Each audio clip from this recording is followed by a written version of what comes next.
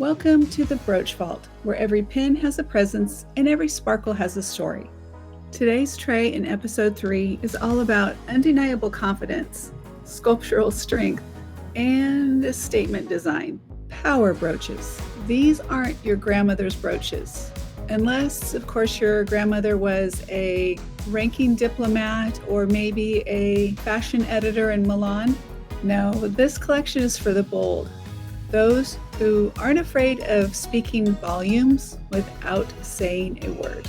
With commanding shapes, lustrous metals, and refined drama, this tray embodies timeless authority.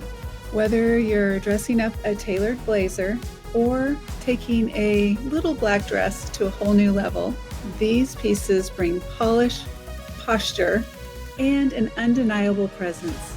The 1980s saw a resurgence in brooches with grander scale. The trend was towards large statement brooches. Think bold, think glamorous, think sculptural. And at the same time, they were worn just a little bit differently.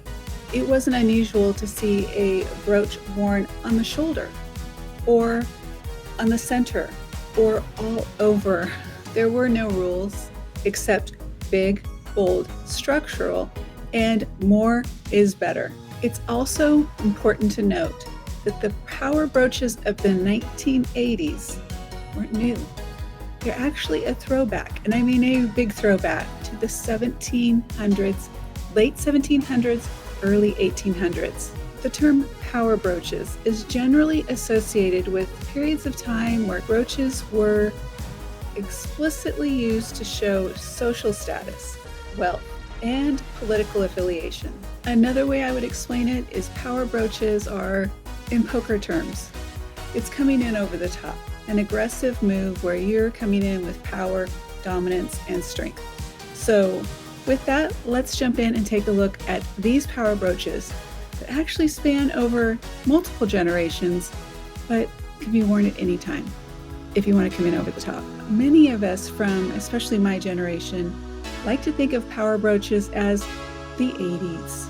An important distinction in power brooches of the 1980s, it was a transition from nostalgic heirloom grandma's brooches. The thought was more independent, new era, a change.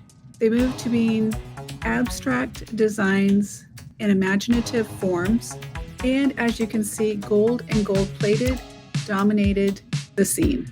Clean lines like this squiggle brooch, a popular choice. Worn on the lapel, closer to the shoulder, essentially anywhere you wanted to wear it. No rules at that time. A popular silver tone choice. Again, free form, abstract, bold statement. And they weren't just worn alone. The whole brooch stacking is popular today. We did it back in the 80s. Let me tell you about a few of these pieces. Many people will think of this particular brooch when they think of the power brooches or the brooches from the 80s. That is Monet. Or they will think of something like this one, which is called the Cordelia, which is also by Monet. This actually dates back to early Monet. It was the #1 selling brooch for many, many years by Monet, but very popular again in the 80s. Or think about a sculptural gold bow brooch that's all business in the front and celebration in the curves. Yes, I did just make a mullet reference there. And high shine gives a nod to fashion with the black enamel handbag and matching stiletto heel with just your little bits of rhinestone pops for a little sparkle. Those are cute. Of course, what would a power brooch, tray of power brooches be without sparkly lips or a French bulldog, both of which would be considered normal to wear together? I'm all about it. In fact, you may just see a video coming up of me wearing this soon.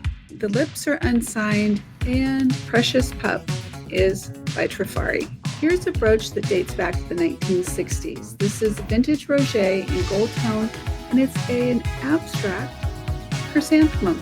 And if you wanted to take up the whole lapel, this would be a popular choice with this cream or ivory enamel gold tone rope design by Trifari from the late 80s. Status and culture are very important when speaking power brooch. Like this crest, I would say it's worthy of royalty, cast in gold tone, that is, unsigned, and this vintage MMA, Metropolitan Museum of Art, with enamel accents, moonstone center, and there is your maker's mark right there.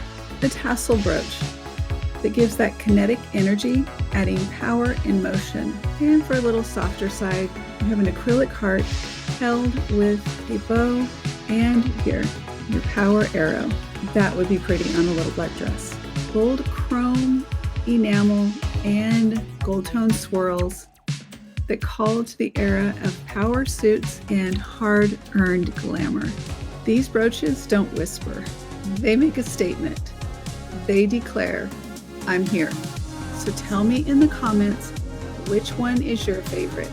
And when you're out and about and you're trying to decide what kind of brooch is this, now you know when you see it, you'll know it. This is a power brooch. Now tell me, are you team structured edge or are you team bold glamour? Which of these pieces would you wear? I picked mine.